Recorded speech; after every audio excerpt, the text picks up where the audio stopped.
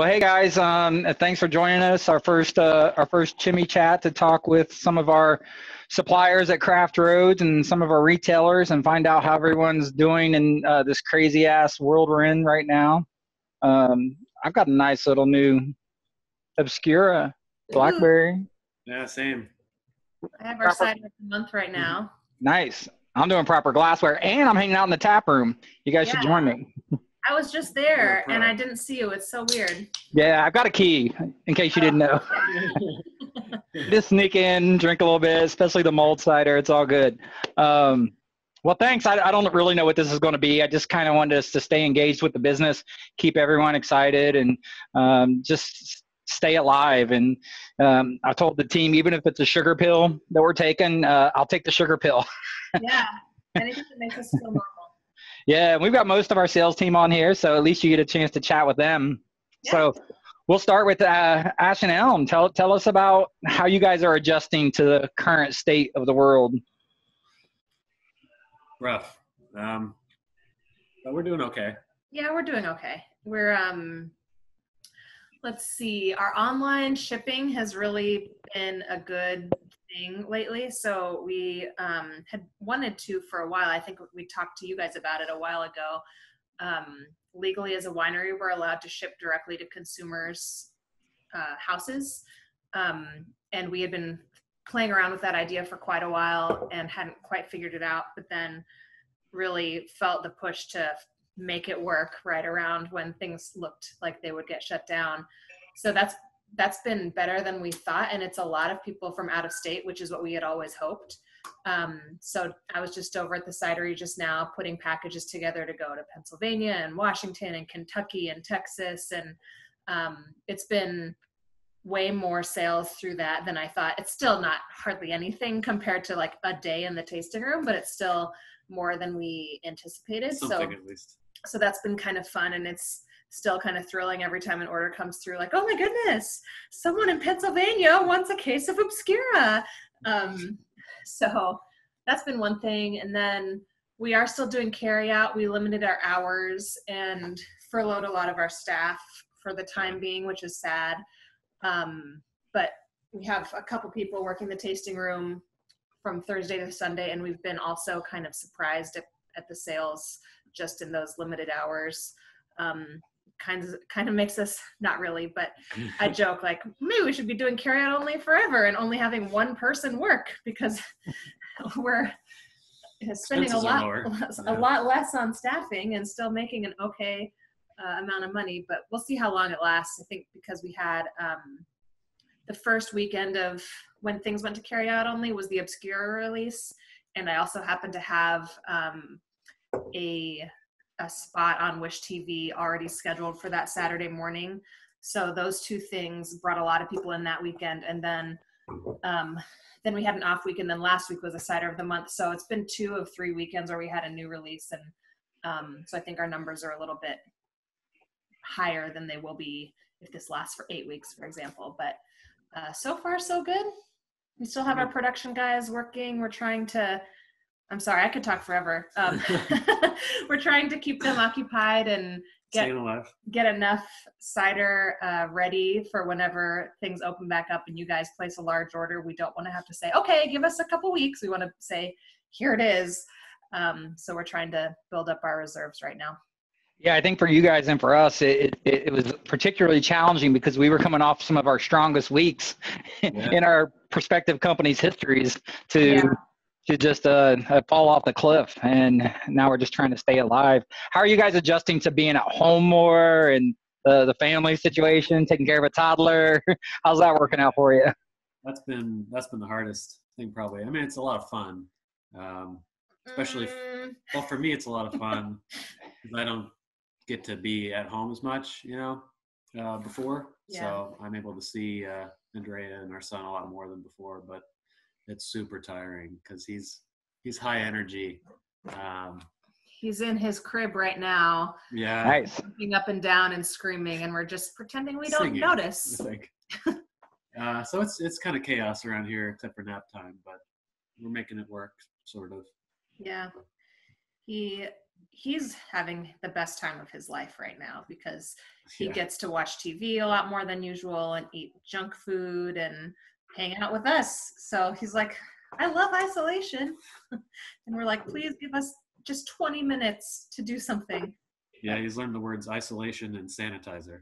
Yeah. Never too early. Yeah. We built a sandbox in the backyard that hopefully when the weather's a little bit warmer, he'll spend a little more time out there by himself and get some work done. Yeah, well, we really appreciate you guys being great partners and flexible through this.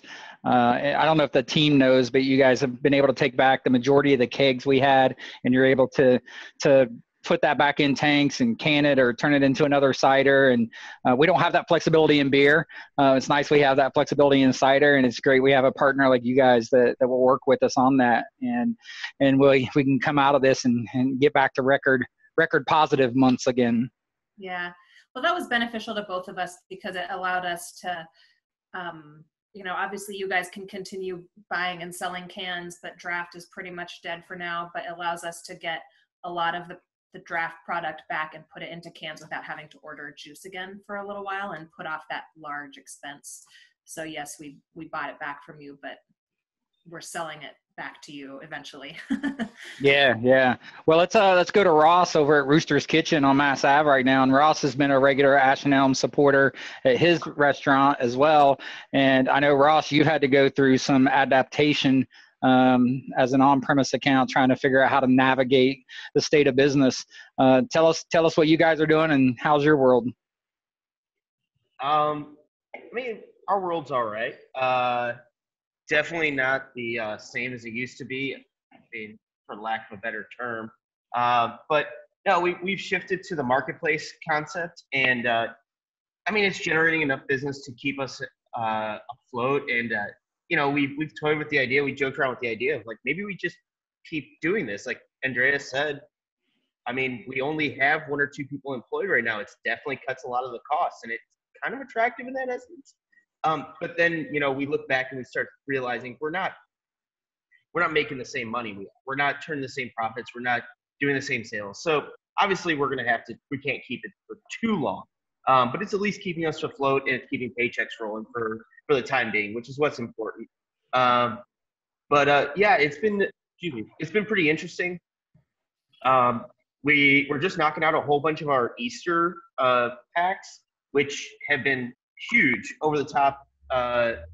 We thought we were going to sell maybe 10 or 15, and we are up to just over 30 of them as of the last few minutes when I checked, and we're getting orders in constantly, so that's awesome. So we're finding new ways to figure out how do we generate revenue, and looking at things that I never thought we would be doing, like we're selling eighths of CBD weed, like stuff like that. I never thought I'd be doing that, but it's been a big generator for us. And I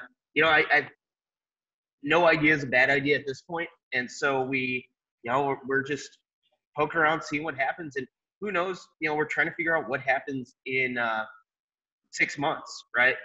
In 6 months from now, are we going to be open? Yeah. Are we going to be the same Roosters as we were 6 months ago? That's definitely not going to be the case. And so, it's hard to predict, and we're just trying to figure all that out and take it day by day. Well, we appreciate you guys. You guys have been flexible as well, and you're adapting your business. And I know when this call's over, I'm going to deliver a keg to you guys that you're selling to a customer for a home kegerator, and that's also not a part of your original business plan. But it's great to have that flexibility. Yeah, like I said, if I can generate some type of revenue, some type of money, some type of cash, I'll do it. Even I think we're turning that keg over for like $20. I'm definitely not making really much of anything on it. But hey, it's $20 that I get to put into somebody else's paycheck. So, and really like anything like that, we've had people call us up and ask for individual things like particular types of proteins, particular types of beers, this, that, and the other. And I've been saying, yeah, we'll find it. We'll figure it out, And I mean, that's been kind of the motto as we go forward is, yeah, we'll figure it out. There hasn't been very many no's so far. Well, cool. Well, I know we got a lot of our sales team on here and some other people. Anyone have any questions for either one of these groups? If you do, you can put it in the chat. Just say, hey, I've got a question, and I'll unmute you to ask the question or comment, or if you want to share how you're handling the world today. Eddie, do you mind if I jump in for a second? Jump on in. To Ross's point, I think he brings up something really interesting. First of all, nobody would wish for this kind of circumstance, obviously. And, businesses are suffering. Certainly people are suffering. But are we not learning some things? Are we not developing some alternate approaches to business that might be really valuable for us even after this crisis goes away? In fact, are we not looking at one of those methodologies with the Zoom meeting? I'm kind of a reformed beer guy, so to speak, right? And I apologize, but we're doing a lot of things virtually now that I think in some of our cases, and I'm in a tutoring business at this point, people are more excited about, and we're able to engage people in a different way. And I very much hope that that doesn't go away when our business returns to normal. And believe me, I want our business to return to normal. But I think there are some cool opportunities here that I think Ross touched on some of those. And I wonder if anybody has other thoughts on that. Any questions for Andrea, Aaron? I was going to just say, along with what he was saying, yeah, everything sucks, but it is kind of cool to take the silver lining and see what we can come up with, how we can be innovative and come out of this with something positive, and instead of just we're shut down and quarantine, actually come out of this with something positive, like he said, like Mr. Mack said. I agree with that. That's the way I've been trying to mentally handle this. Thing that we're trying to think about too is, like, we have a lot of plans. We had a lot of plans for 2020, and they might not happen on the original timeline, but we anticipate they'll still happen at some point. And so it's not nice to have a breather, but we're taking this as a time to have a breather and say, okay, like, can we really get our ducks in a row so that when we are done, we can hit the ground running instead of trying to figure it out as we go along, which we've had to do for the last several years, since Aaron still works day job. The amount of time we have together to kind of talk and plan, and Are you still going to do the cider of the month? Yeah, we did it. We released it last weekend. It's really good, and we'll save some kegs for you guys whenever things open back up. Yeah, it's a mango lactose cider, and people are really liking it. Hey, Jim, just when you thought you'd seen it all in this business, what do you think about today? Well, I'll tell you what, I think, first of all, if you want to get depressed about it, it's pretty darned easy to do. So don't. Think about the positives. Think about what the new way is going to be. But I think it's going to be a challenge, and I think the guys that can figure out how this new normal is going to be are going to win. I mean, what I look at now, and you look at even national trends, big brands are still doing well, because when people have less choices to buy, then they go the path of least resistance. So what we want to do is we're promoting particularly all local and as much as we can small craft breweries. That's going to be a harder job. So we got to figure that part out so that we can win with it. And on-premise is the real key. What can we do for the on-premise to continue it and make it grow? And I think now you lay the bricks down for what's going to happen when it opens up. Because, I mean, you saw Sierra Nevada, Sam Adams, Miller's numbers. They just updated Corona's forecast. Even with the Corona, the virus going on, they've got to upgrade forecast to buy the stock because they think everybody in the world now is going to buy Corona simply because it's going to be least amount of choices out there. Yeah. So I think we got some challenges. We just got to figure it out. Give me 2 seconds to get up the call. I'm on a conference call right now. Yeah. I've been wondering how at Craft Roads you guys are maybe thinking of how you're looking at adapting, given a lot of your customer focus with on-premise and smaller liquor stores is getting harder and harder to do any business with. Yeah, you know, just like you guys, we're looking to A, stay alive, and then B, adapt however we can adapt. And Jim and I and the team and I have had conversations, you know, what else can we put on our trucks to bring revenue in, especially to our current customer base. If we're walking into Roosters and I can sell him honey or sell him an apron, I don't know. We're just thinking, we're brainstorming. What else can we sell that fits our model of higher end niche products, craft products, that we can add revenue to the company? We don't know what the answer is. We don't know what we're going to try, but we're exploring different opportunities.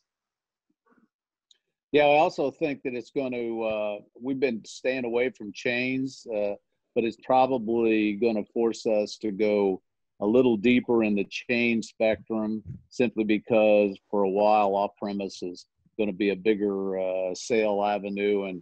And so I know that I talked to Eddie yesterday, and we were talking about maybe there's some other opportunities there that we're going to explore, which is not normal for us. And I never really thought it was necessary, but it might be more than necessary now, and the opportunity could be there as well.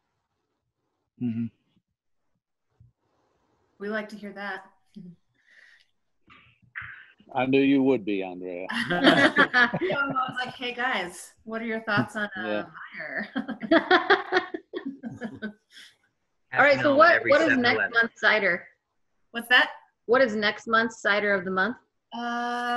It would be May. I think it's a margarita cider. So it'll have lime and I don't know. We always kind of figure it out in the couple weeks before we release it, the actual recipes. Tangerine, I think. Lime and a bit of tangerine for the Cointreau. And then, do we have any tequila barrels? It'd be cool if we could age it in tequila barrels for a little bit. Or get some tequila barrel chips. We could do that. Yeah, we could do that. Yeah. That sounds awesome. That's a great idea. This is how the cider of the months usually go. Like that. We put our list out 12 months before and then figure each of them out a couple days before we release it. How do we do this? Yeah, margarita. So do you can each cider of the month, or? This year we do. We do, and I was wondering if maybe we should, because we usually reserve some 6 barrels for you guys, because our goal is to do more draft sales and more rotating draft, but since that's not an option, I wonder if we should put some of this one into cans, if you guys would be interested in having it. But I don't know how many people are like taking on a brand new style that they've never heard of and they won't be able to get again. What? That's all the rage in beer. That's all everyone wants in beer. Right, but is that all the rage right now? I don't know. Well, people are going to get bored, so they're going to try stuff that they've never tried before. That's true.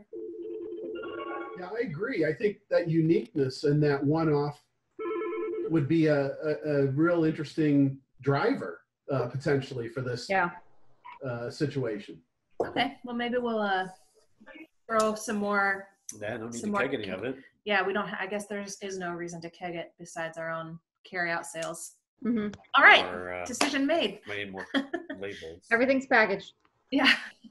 Hey, Andrea, did you buy the new can line, or are you still on that 4-can Maheen? That's a great question. In December, we paid for half of it, and it's ready now, and we can't pay for the second half anymore right now, so they're holding it until we can. Our financing has been a little bit... all of our banks that we were kind of banking on for the second half are now completely focused on only SBA stuff. So we've had to pause. I think like we're still going to get it. It's just a matter of when people can kind of look up for a second and give us the money we need. Yeah. But yes, we're still planning on it. We don't have it yet, but whenever we can get it, it's ready. Okay, good. Yeah. Joseph, I think, was really hoping it would be here now so that we could package all of this cider quickly. But we had to tell him the other day, no, you're going to have to do it all still on the little 2-person thing until further notice. He was like, "Oh, I knew it was coming. I just really hoped you weren't going to say, well, you still have a job." So, yeah. Anyone else? Questions, comments? Ross, can I place my lunch order? Sure. Yeah, what do you want? I'm totally kidding. I can do it I'm online. hungry. Hold on. Lunch. It's dinner time. What are you talking about, Taylor? I haven't eaten yet. He is off. Do you still have his up? Yeah. We were looking at your Easter packs earlier. Nice. For lunch today. Well, we only have about 5 minutes before Zoom kicks us off. Once you get over a certain number of participants, you're maxed out on your time. So any more questions for Ross or Andrea or Aaron, Jim, Bob, anybody? Anybody want to tap into the wisdom? Hey, what do people think about the idea of maximum price to consumer now? I've read in the Brewers Association flyers, one of those flyers I pass out, that the $24 six-pack is gone. Does everybody believe that? Gone for 2020, probably. Buying, I don't know about that. Ross? Yeah, I don't know about that. I think you're gonna have more. I mean, as of right now, at least, you have more and more people who are sitting at home drinking, and I feel like you're gonna see on-premise consumption down. When you have a recession, people typically dine at home more, and so the $24 4-packs or those $30 4-packs or things like that will probably still have some type of water to hold, because that'll be a treat for someone. They'll splurge on a big beer or splurge on a big wine or something like that, because they're cooking out at home. They're saving money there. So, I don't think it'll digress too much, Yeah, still cheaper than eating out. Yeah. Hey, Yeah. Jim, I have a question for you. What do you think the outlook is for like Indiana breweries right now? I mean, I know how we're doing because it's me, and we're kind of lucky that no one else has still entered the cider market yet. But with all the breweries competing with each other for people's delivery and takeout and carry out dollars, do you think that we're going to start seeing closures of breweries locally? Like permanent? Yeah, closures? well, I talked to Rob Caputo at the Brewers Indiana Guild, and then I had some conversation with the BA. The BA's opinion is a third, 2,600 craft brewers in America are going to go out by the end of April. Wow. Applying that same principle with Rob, he thinks there's 300 in Indiana, right? Yeah, 304 or something.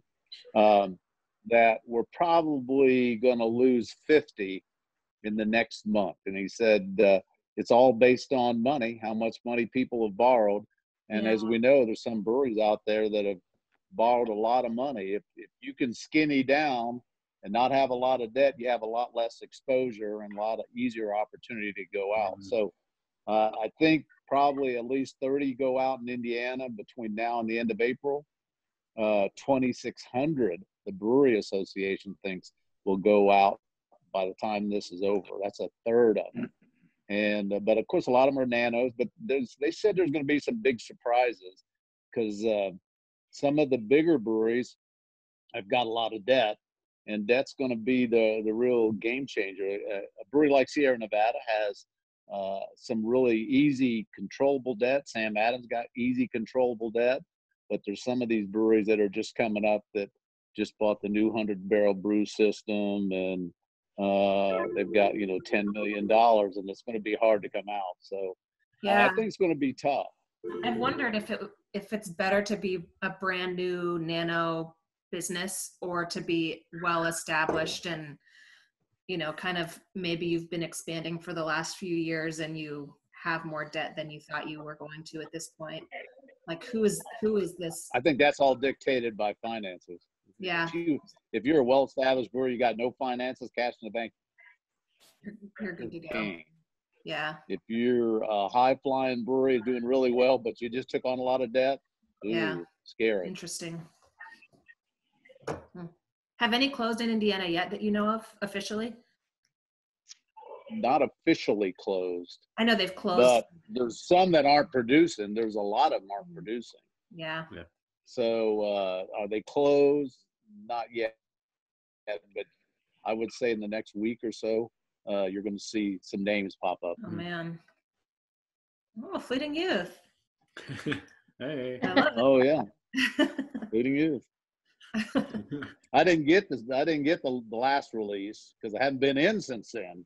Oh I've yeah. been in the office for at least 2.5 weeks. I going texted him nuts. and I told him, if you come in the office, I'm going to call the police. Yeah. You can order it online. I'm Yeah, going to be in there. We'll send you the Yeah, link. I'm not even. I'm over 60 years old, Yeah. so Don't I'm leave not the even house. supposed to be in the building, supposedly. Yeah. But I'm coming in next Wednesday for sure. I'm going to get a free We'll lunch. leave it in your mailbox. We'll leave it. Yeah. Well, thanks, guys. I'm going to close this up before it just shuts us down. But thanks. We're going to continue this, talk to more of our suppliers, more of our retailers. Maybe we'll get to the point we'll circle back around with Ash and Elm and Roosters and get better and better at this. And I hope you guys found some value in it. If nothing else, most of us had a drink. Mine's gone. So I'm going to go down and break into the cooler and get some more, as long as Chris doesn't catch me. But have a great weekend. Happy Easter. Bye, guys. Good luck. Thank you, guys. Thanks for your Good time. luck. Thank you. Be safe. Good luck, All right, take Ross. care, guys.